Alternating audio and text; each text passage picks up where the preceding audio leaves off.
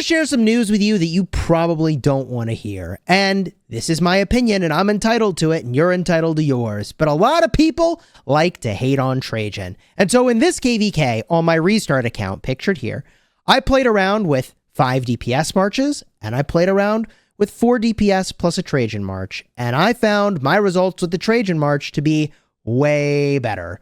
So stick around in this video for my impressions on why it is that Trajan is still goated, and I'm going to keep using him in the open field no matter what people say. Let me show ya.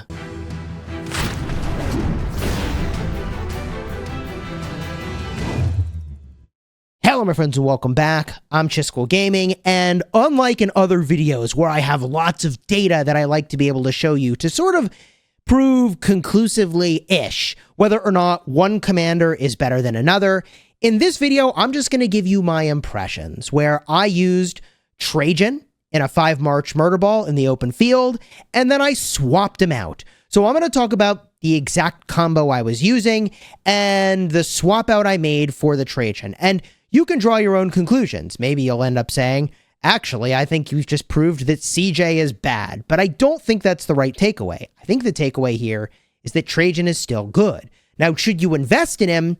That's a different question about leadership that we can talk about in this video. So let's talk about what I did in this KVK.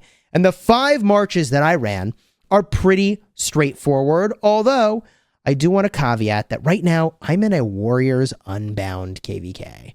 And in the Warriors Unbound KVK, you can switch one troop type, and everywhere you see that in a commander, to another troop type. So I took Nevsky, and I made him an infantry commander, and I paired him with Guan, and that is a wicked combo. I mean, Nevsky paired with anybody's good, but like Nevsky is tanky and Guan needs the tankiness, so that worked really well. But let me show you all the combos that I ran here, okay? So I ran Guan with Nevsky as a infantry commander, Nevsky as infantry. I ran Liu Che with Sargon. That combo was fantastic. I did testing to prove that's a great Liu Che combo, better than the Sargon Liu Che combo, and I was very happy with that.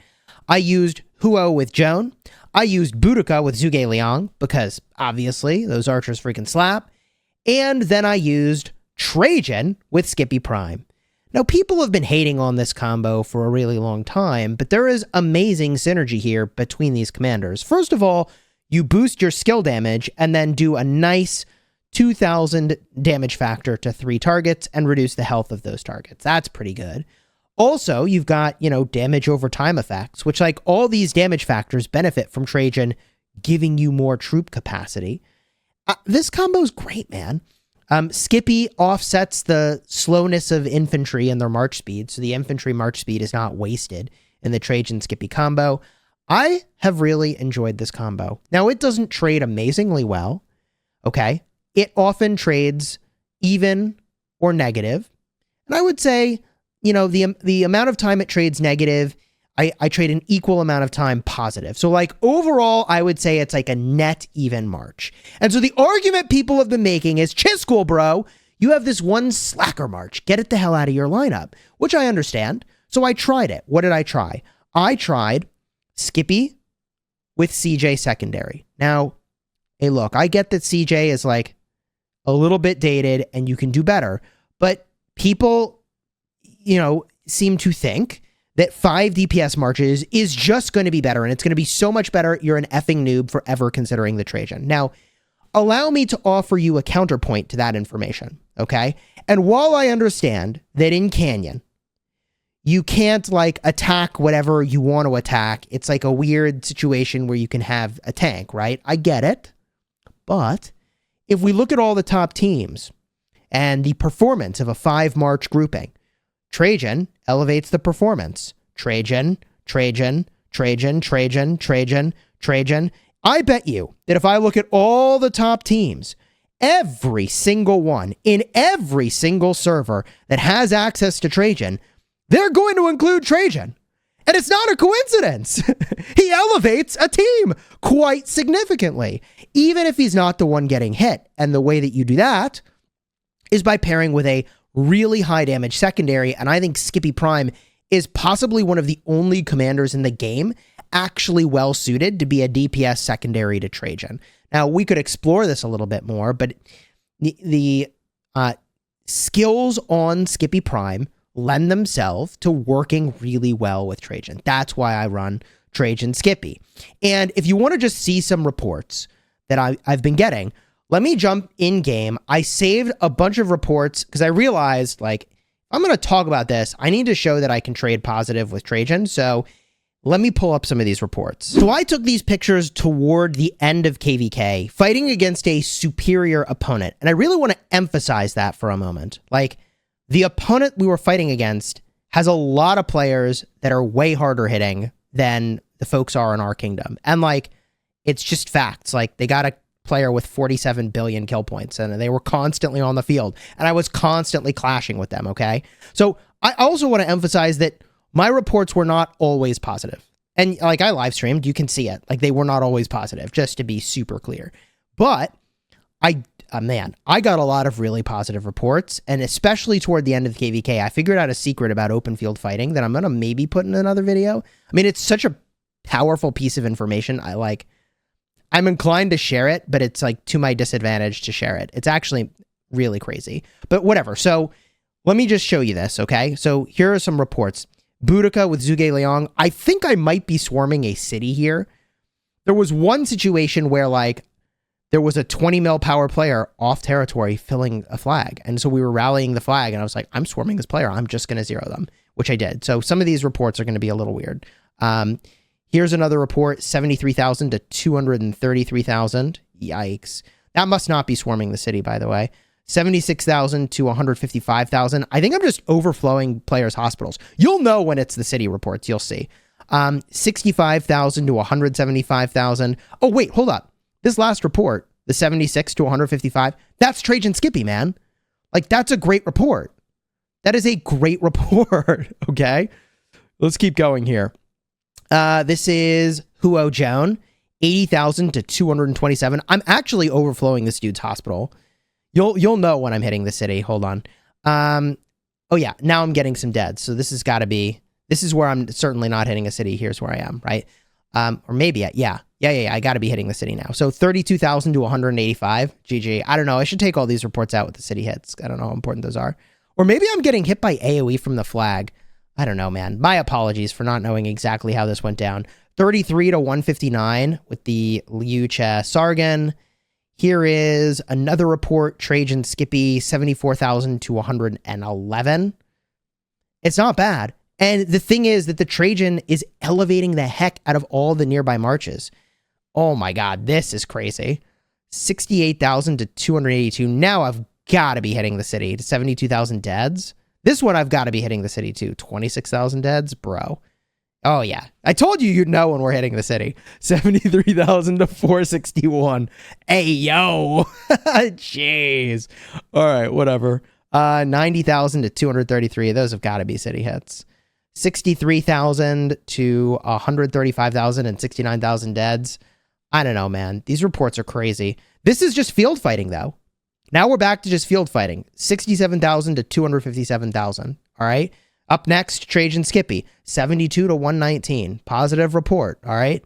Up next, 67 to 176. That's Liu Che with Sargon. All right. 73 to 170. Guan with Infantry Nevsky. GG. Boudica Zhuge Liang, 73 to 292, and I overflowed their hospital. 8,000 dead troops. GG. Got them, boys. God, I still have more reports. 73,000 to 233,000. Another one, 76 to 155, and I'm overflowing their hospital. Oh my God. 65 to 175, more hospital overflow. Just crushing. Oh my, I still have more of these? 80,000 to 227. Oh man. All right, this is from yesterday's video. We got past all the pictures here. So like, this all took place in a short window of time, and I just kept running out of my city and doing this over and over again. Now, these reports, like the Trajan is doing fine, as you saw. In fact, it's trading positive, and all my other marches traded way more positive than they would have, in fact, than they were when I used the Skippy with CJ. Like, way more positive.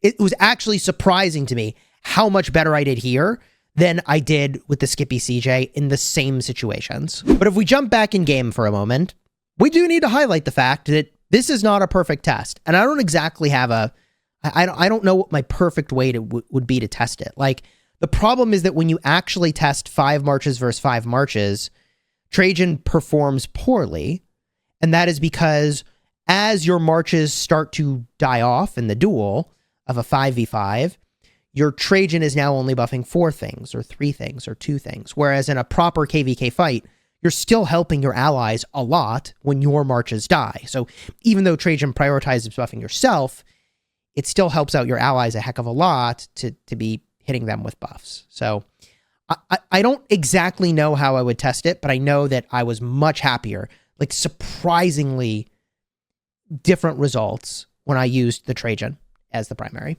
instead of the Skippy with the CJ. So I'm going to stick with Trajan, but should you invest in Trajan? Now, see, this is the weird part. This is weird because I don't know if Trajan is a great investment still. And it's not because there's so many other high skill damage commanders, because, like, guess what, folks? People say, oh, there's so many high skill damage commanders, you should remove Trajan. No, that's the wrong logic. Because there are so many new high skill damage commanders, boosting their skill damage and giving them lots of rage is really good. They do more skill damage. So, like, actually the opposite is true. As the roster availability of high skill damage commanders goes up, the value of Trajan goes up too.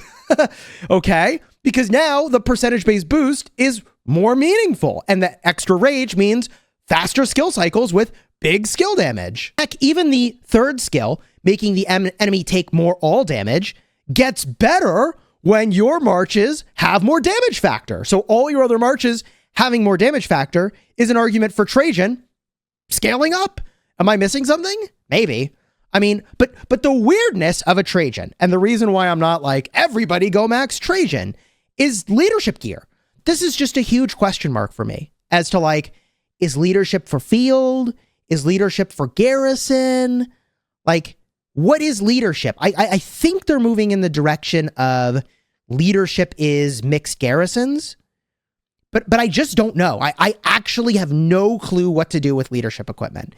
And, you know, I spent like 10 grand on materials, let's call it. Like, I don't know, if you actually look at the gem cost associated with all the materials to crit a leadership set, but this was before leadership existed, so it's infantry gear, right? Like, I just don't know what to do with leadership equipment. And that question mark is so expensive that I don't know what to do. I actually, like, unironically, just, I don't know. I don't know.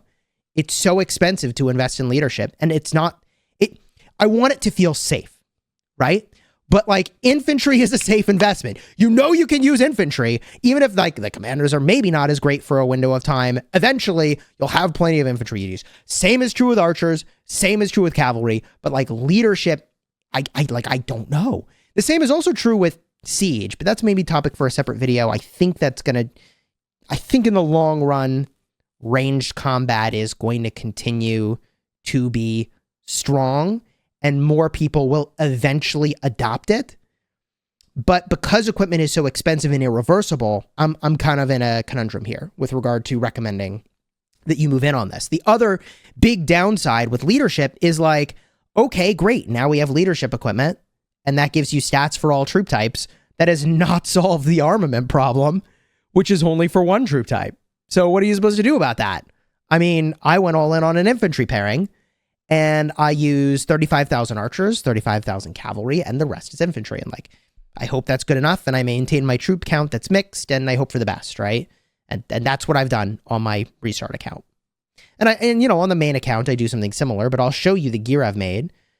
And I crit this gear before I, you know, knew about a leadership set. It didn't exist. But I'm scratching my head wondering what to do with equipment. So, you know, for me, actually, the most interesting takeaway from this video is I hope the developers invest into the longevity of leadership as an option. And I also hope that equipment, specifically the leadership talent, gets a little cleaner, right? Because this was BIS. This was the best you could do for a Trajan, especially if you pair with Skippy, but people were also doing this with Ethelfled, is you'd use a set kind of like this. I mean, even in Canyon, look, I got a freaking ring horn. Maybe the ring is not the best choice here. I need to think about what I'm doing with ring. do that later on my own time. But like, what I do here is I swap this out for the shield. I have one here. I haven't crit it because I stopped critting things once the leadership gear came out, because I'm like, now what do I do? So anyways, I think leadership ought to be a safe long-term investment, but realistically, until we see another commander like Trajan show up for the field, I don't know, man. For now, I will continue to use Trajan. If you don't have a Trajan, I actually wouldn't invest in him, because we just don't know what the longevity will be. Although I will point out that the argument that people have used for not using Trajan, which is, but there's so much other skill damage now, is actually the argument for using Trajan, which I find to be really funny. Because all the other commanders are getting better and better, yeah, boosting all of them is also scaling up, baby. Didn't expect that. So, TLDR, I'm happy with my Trajan. If you're looking for talents, this is an open field build. If you're using an Ethelflaed or you want to control the march speed of your enemies, Cage of Thorns is quite good. Alternatively, you can skip Cage of Thorns entirely and put only 2 points into Rejuvenate. The third point is wasted. I've covered that a lot in separate videos. If you want, you can carve off those 6 points and put them other places, which I think is super reasonable as well. That's a build I may even... Yep, here it is. Right, I've got this build also available. And I'm going for a more normal attack, it looks like, between these two builds, and a few more stats. So there you go. If you enjoyed this vid, do me a favor, throw a like on here, consider subscribing. I know it's not science, man. I absolutely recognize that, but I've also just been battling in Kingsland till like 3 a.m. for many nights in a row. So this is what I've got. These are my impressions. I'm sharing this video while it's fresh. And like, yes, on my restart account, we actually did win our Kingsland, which was huge. It was a long fight, very draining. And it's funny because we were getting messages. People were like, why aren't you guys like more field presence? Why aren't you guys, completely, you've got this. They're on the ropes. And like everybody was so drained in this KVK, man. Like nobody had gas left in the tank to finish the deed, it seemed. I mean, it was like a solid 3 days of Kingsland, which is great. You'll love to see it, right? But we did ultimately win. 1647 is just a really strong kingdom. I mean, they're even still like reconnecting territory and back at it over here at this pass there in the Uni Q shell. So like we've got more troops to lose and need to lose. But I will say one sort of final thought here is that I am very, very, very happy with the decision I made to maintain my field marches. And although my dead troop count is lower than I would have liked on my restart, to have gone much lower would have sacrificed my ability to field. And I'll show that. The only thing that like to be critical of myself, I should have killed off sooner is like siege. I absolutely should have killed off all my siege much sooner, but like I never found a great opportunity for that. So my dead troop count right now is 1.8. But if you look at the like troops I actually need to field versus like the troops that I actually have, I do have some in my hospital now, but like I can kill more archers. I really should have killed all my siege, but otherwise like going much lower on cavalry means that I can't actually field cavalry. Like going much more lower on infantry means I can't field my full infantry. And in this KVK, I'm telling you, the thing that defined it was less like, can you fill a flag right now, but can you control the field? And if you controlled the field, you got like 12 hours of free burning. So like every day there was, let's call it like 10 hours of free burning for us when we had field, 10 hours of free burning for them when they had field, and like 4 hours of actually slugging it out, sending troops to die in flags, trying to hold territory. Like everybody was so drained. I think a part of that also is that we were like 12 hours time shifted from them. So holding the field was essential. I picked up at least 1 billion kill points in this KVK. I don't know. I'll have to look at the final numbers and see. If you enjoyed the vid, throw a like on here, subscribe to the channel. If you want to see the opening of this Kingsland, I'll have a card in the end screen in just a second. I hope you check it out. Until next time, you have fun, smashing the kingdom, and hey, Trajan hype, baby. I'm going to keep using him.